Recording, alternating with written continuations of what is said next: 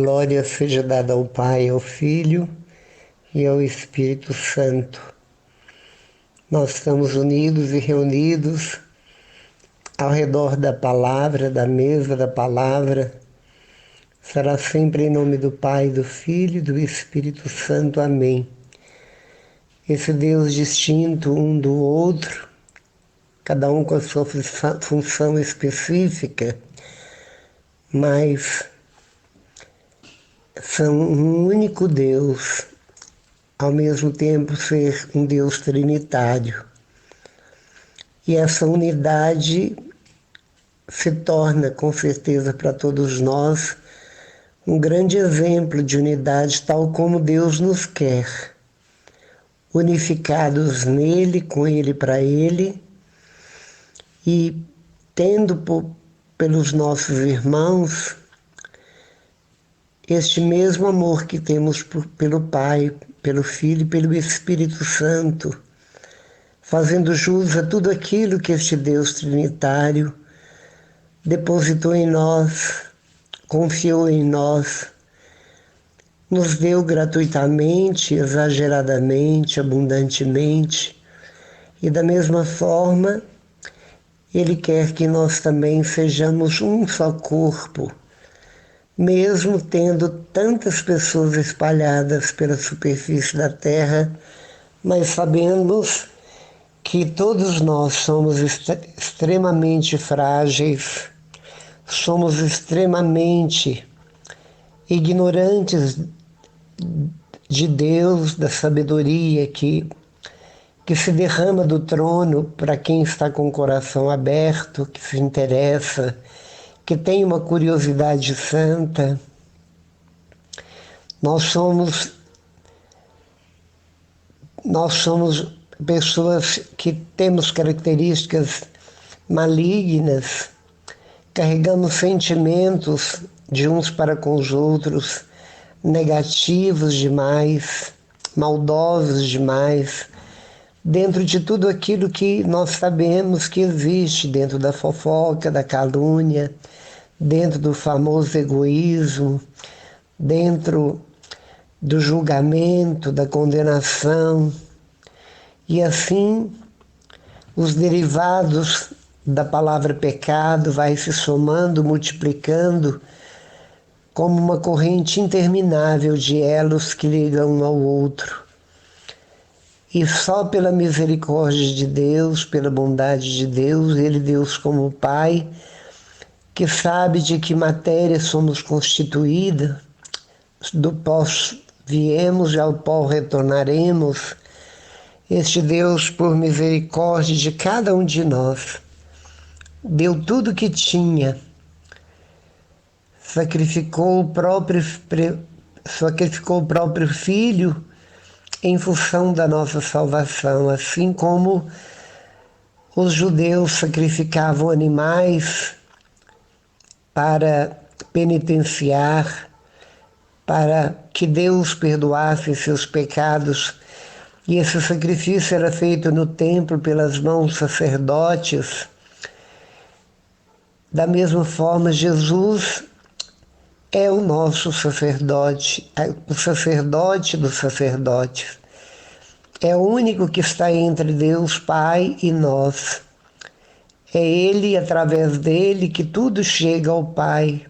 A oração sacerdotal chega ao Pai por Jesus. A oração da missa, tudo passa pelo Calvário, ali celebrado.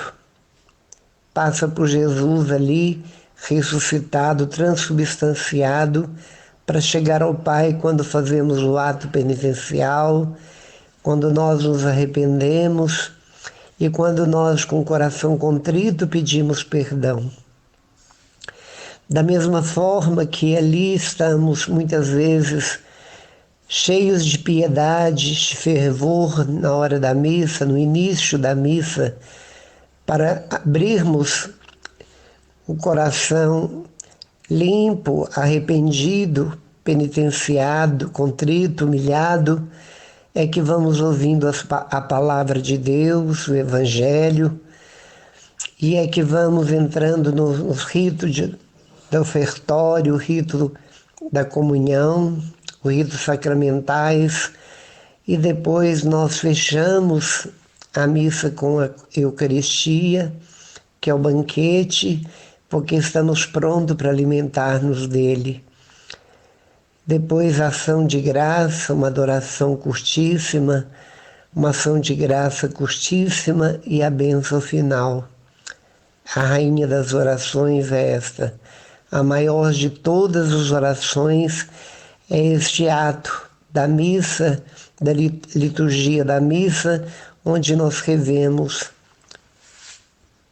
a vida de Jesus, onde nós escutamos a palavra de Jesus, onde nós oramos, onde nós o adoramos, quando ele eleva a hóstia, nós curvamos-nos diante dela, nós nos ajoelhamos.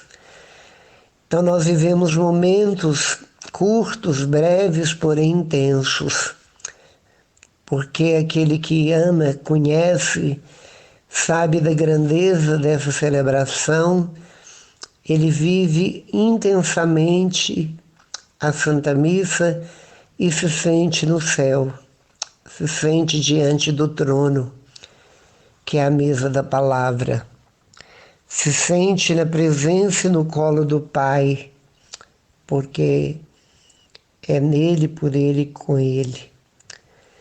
E o Espírito Santo está ali, conduzindo, está ali fazendo a sua parte de santificar as oferendas oferecidas, está ali para a transubstanciação do pão, do vinho no corpo e sangue do Senhor, está ali para nos dar um sentimento de amor, para nos dar um sentimento apaixonados por um Deus invisível, mas que pela fé nós o vemos, nós o sentimos ali. E quando a missa termina, a nossa missão começa. Ela começa porque tudo aquilo que vimos e que ouvimos nós vamos colocar em prática. Porque a igreja, ela sai em busca das ovelhas, ao encontro das ovelhas, que são como nós, ovelhas.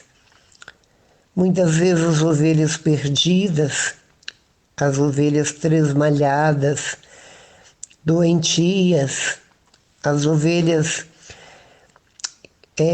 paralíticas, as ovelhas cegas, surdas, com suas deficiências, mas onde no meio de toda essa realidade de fragilidade é exatamente não crer em Deus, não ter uma fé suficiente, não acreditar o suficiente, não ter a esperança suficiente.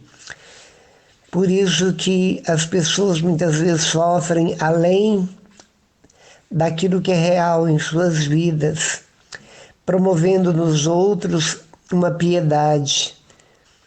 Primeiramente possui uma autopiedade, piedade de si mesmo, e provoca nos outros também uma dor, uma pena, e não uma compaixão. Porque quando nós temos Deus, nós não precisamos de provocar a compaixão das pessoas por nós. Ao contrário, somos nós que devemos ter compaixão dos outros, que significa sofrer com, alegrar com nossos semelhantes. Como diz Jesus dentro de sua palavra, sorrir com que sorriem, felicitar quando estão felizes, chorar quando choram, sofrer quando sofrem, porque somos um único corpo e nós devemos ser solidários uns com os outros, da mesma forma que tocamos em um membro, por menor que sejam nossos dedos dos pés, das mãos, alguma parte do nosso corpo, nós tocamos com as nossas mãos quando essas partes estão muito doloridas, estão doendo muito. Nós tentamos acariciar, passar a mão, nós tentamos passar o medicamento, nós cuidamos, tomamos remédio para amenizar. Da mesma forma, nós devemos, como Jesus, ser remédio. Nós devemos tentar remediar as dores dos nossos próximos, dos nossos irmãos, indiferente de quem são, indiferente se nós os conhecemos ou não, indiferente se com eles temos amizade ou não. Porque o verdadeiro samaritano não conhecia o homem caído na estrada, onde passou o sacerdote, passou o escriba, passou o religioso, passou o católico, foram adiante. Nem olharam, mas não viram. Deixaram para que outro que viesse tomasse conta. E essa questão da omissão, da indiferença, é uma frieza e uma perversidade interior tão grande que nós não conseguimos avaliar o tamanho dessa perversidade, que é a indiferença à dor do outro, indiferença ao luto do outro, indiferença ao sofrimento do outro. E quando nós estamos dentro de realidades dessa natureza, o que mais queremos é o carinho dos outros, é a presença de alguém do nosso lado. E quando a solidão dói, como precisamos tantas vezes de um ombro, de um ouvido que nos escuta, de uma mão que nos abraça, que nos toca, como nós precisamos de ser cercados de cuidado e de carinho, porque a solidão, a depressão, a tristeza, ela nos enfraquece muito além da nossa normalidade. Há as pessoas orgulhosas, as pessoas que são antissociais, que dispensam esse tipo de relacionamentos, não são capazes de partilhar suas dores, não querem que ninguém aproxime ou sinta qualquer sentimento de compaixão por elas. E isso também está dentro do grande pecado do orgulho, da soberba, da autossuficiência. E na realidade nós vemos o quanto Jesus era solidário. Caminhou dias para ir até Lázaro, já morto há dias, para abraçar e confortar as irmãs dele, Marta e Maria, que tantas vezes o acolheu em sua casa. Foi solidário ao chefe dos sacerdotes do templo, Jairo, chamado por ele aflito, e levantou a menina. Compadeceu da viúva de Naim, parou o cortejo fúnebre e ressuscitou o filho dela. E teve tantos episódios dessa natureza na caminhada de Jesus durante essa terra, durante o tempo em que ele viveu, que, como diz João no seu epílogo, no epílogo do seu evangelho, ele diz: Jesus fez tantas coisas que nos livros do mundo inteiro não caberia esses acontecimentos, esses episódios, porque Jesus viveu inteiramente para servir e nos ensinou que aquele que quiser ser maior tem que se fazer menor, tem que se fazer o menor de todos. Jesus mostrou-nos o Pai e o quanto ele o amava. Nós sabemos disso, sempre eu repito, E como diz os grandes literatas, é preciso que a gente leia um livro que nos interessa mais de 20 vezes para entendê-lo e guardá-lo e sabê-lo. É como estudar. Da mesma forma, nós precisamos de guardar as palavras de Jesus para torná-las reais, traduzir esta palavra, as palavras de Jesus, os mandamentos de Jesus, as sugestões de Jesus, as correções de Jesus.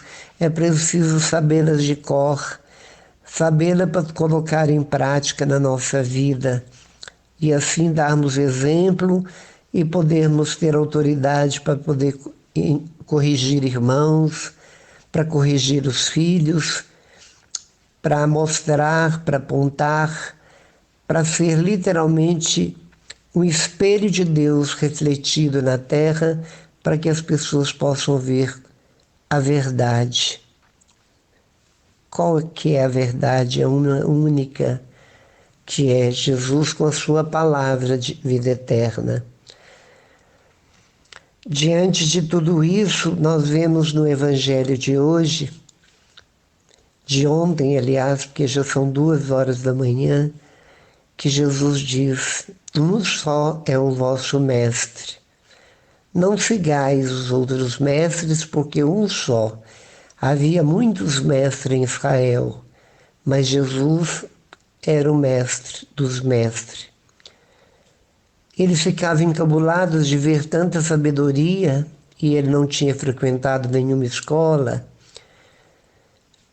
e por isso ele era por todos invejados, por aqueles que se achavam doutores da lei, se achavam sábios, porque conhecia de cor e salteado os mandamentos, que eram muitos deles criados por eles mesmos.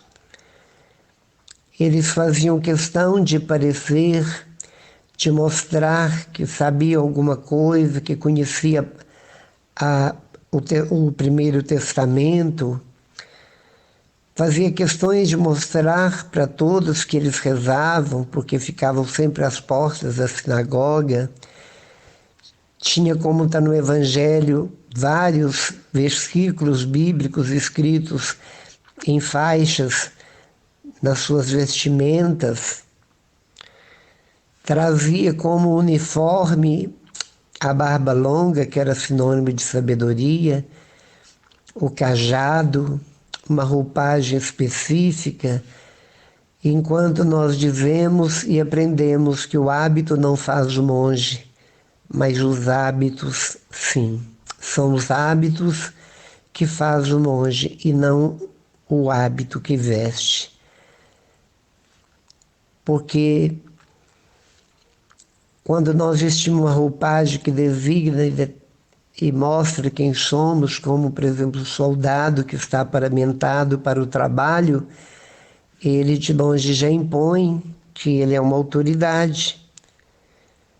E assim, antigamente, antes do Concílio Vaticano, os padres andavam de batina, depois é que ficaram mais discretos usando clésima. E quando usavam batinas, eles eram assim reverenciados, as pessoas beijavam as mãos do sacerdote pedindo bênção. Eles eram uma autoridade para o povo, que era muito ignorante, dentro do sentido de não estudarem, não conhecerem as disciplinas, não estudarem as matérias que nós aprendemos nos bancos das escolas. E os padres eram pessoas formadas, pessoas que eram educadas, muitas vezes sabiam línguas, né, eram poliglotas. E as pessoas os reverenciavam com grande admiração, principalmente porque eles traziam grande sabedoria bíblicas que nós, os leigos, não tínhamos acesso, porque foi só depois do Concílio II, Vaticano II, que as Bíblias vieram em nossas mãos. E antes as pessoas a desejavam. depois que foi derramado tanta Bíblia, de todas as tradições, de todas as línguas sobre a mão do povo, ela ficou encostada e recostada num canto da casa, empoeirada, cheia de ácaro, teias de aranha, percevejo, traço, alguma coisa parecida, menos lida. E isso também se torna um grande pecado porque a Bíblia não foi escrita para ser uma letra morta, oculta, guardada e trancafiada, muito pelo contrário. Ela foi escrita, montada com tanto trabalho, tão bem elaborada.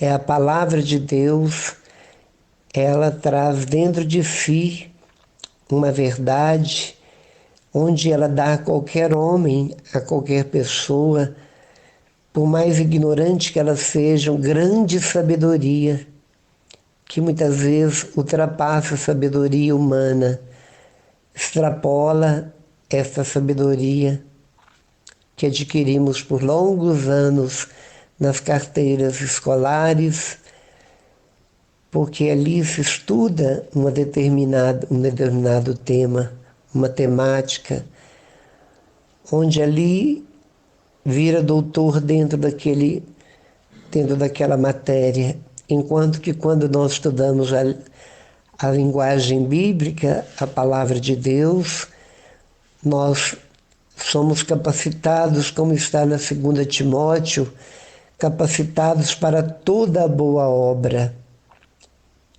A palavra, nós aprendemos, ela veio para corrigir, ela é útil para ensinar, para formar e capacitar o homem para toda boa obra.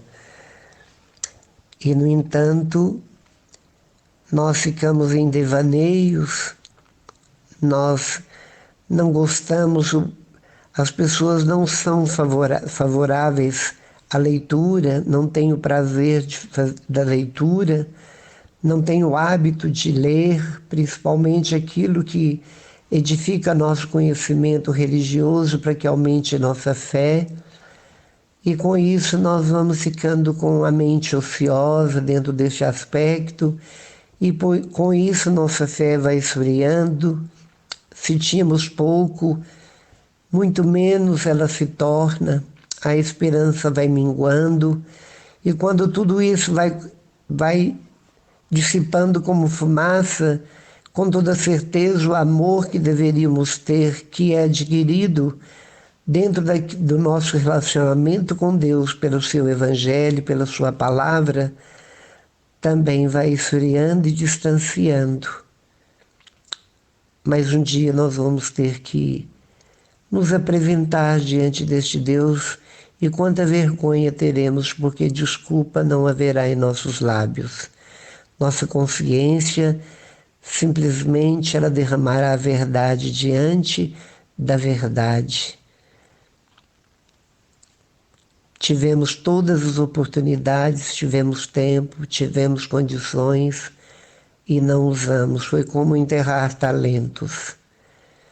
É tempo quaresmal, é tempo de mergulhar, é tempo de assimilar absolutamente tudo aquilo que vem do alto.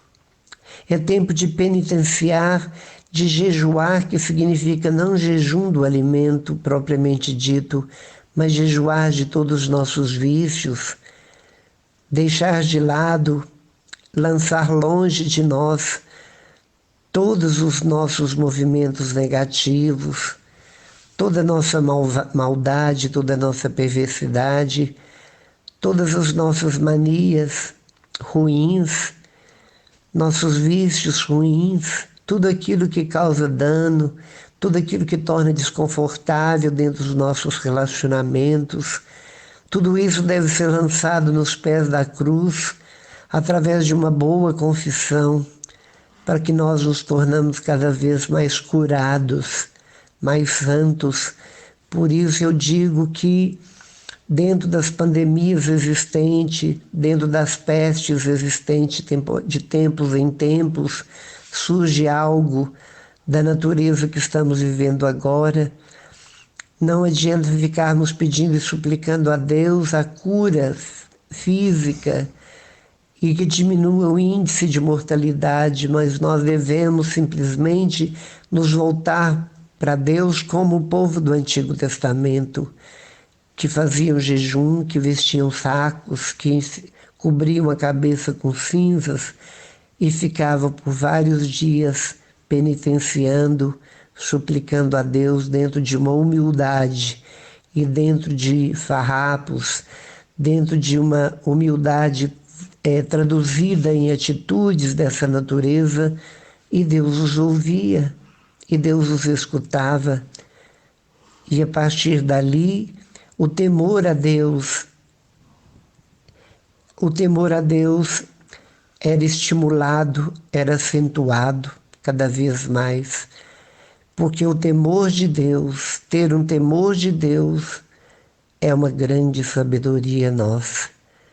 Porque aquele que teme a Deus, reverencia Deus, aquele que se curva diante de Deus como a Virgem Maria, verdadeiramente ele difere de todos os seus irmãos, porque ele se torna santo, que significa curado, libertado de suas enfermidades espirituais e, consequentemente, as psicológicas, e, consequente, o soma, o corpo, também responde, sendo curado também. E aí passamos a ter uma vida livre de preocupações exageradas, passamos a aprender a viver um dia de cada vez, lacrar o passado que foi ontem, não olhar para o futuro que não nos pertence e viver na intensidade o dia a dia, cada dia, como se fosse o primeiro, o único e o último, dando a Deus o que é de Deus e dando ao César, nossos irmãos, o que é deles, e nós obtemos com isso um grande salário chamado paz interior.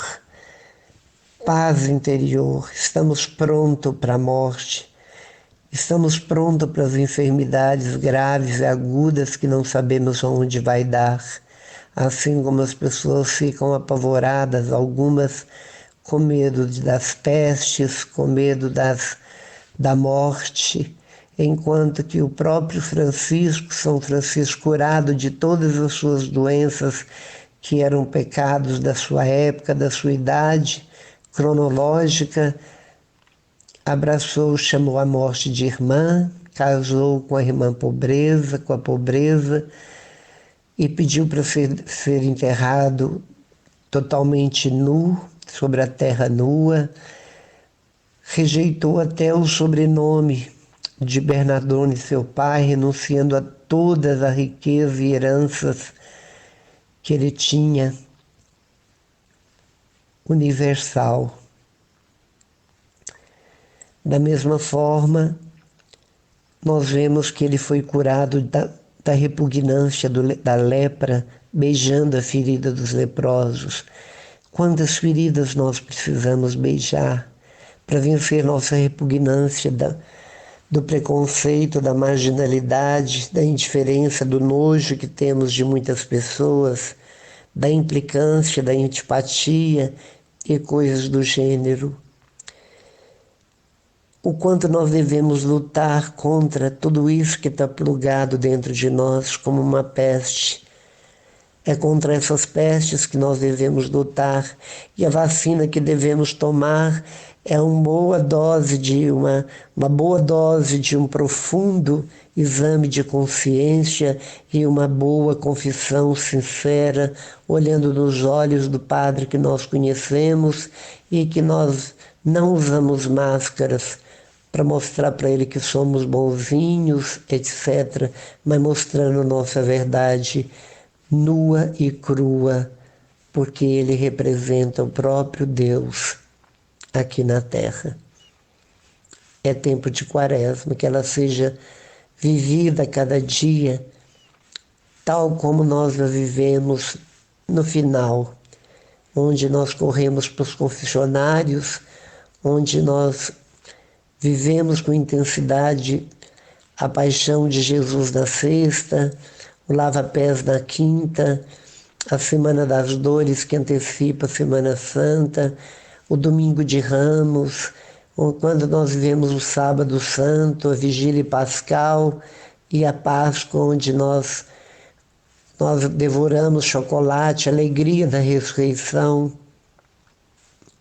e nós, ao contrário, nós deveríamos, não é, ingerirmos tanto chocolate, tanto ovo de Páscoa, mas, ao contrário, é nos alimentar com toda avidez, com toda sede, o Jesus Eucarístico ressuscitado na manhã luminosa do domingo da Páscoa.